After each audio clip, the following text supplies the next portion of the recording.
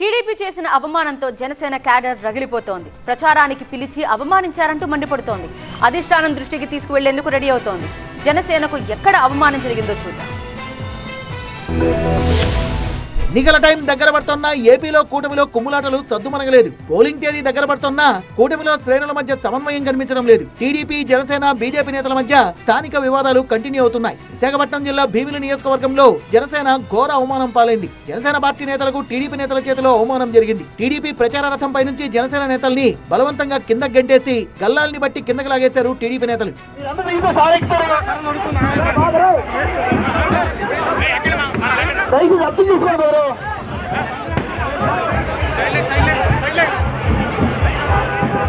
TDP ప్రచార రథంపై Janasena party జెండాలు లేకుండా ప్రచారం చేయడాన్ని జనసేన పార్టీ శ్రేణులు ప్రశ్నించాయి. దీంతో ఆగ్రహించిన టీడీపీ నేతలు జనసేన నేతల్ని ఆ పార్టీ జెండాలు పట్టుకుని ప్రచార రథం ఎక్కిన వారిని బలవంతంగా దించేశారు. ప్రచార రథం దిగిపోవాలని హెచ్చరించారు. టీడీపీ చేసిన ఈ అవమానాన్ని దలుచుకుని జనసేన నేతలు నిన్నటి నుంచి రగిలిపోతున్నారు. ప్రచారానికి పిలిచి అవమానిస్తారంటూ ఆవేదన వ్యక్తం చేస్తూ అడుగడుగునా టీడీపీ నుంచి అవమానాలు ఎదురవుతున్నాయంటూ అధిష్టానం దృష్టికి తీసుకెళ్లేందుకు సిద్ధమవుతున్నారు జనసేన నేతలు.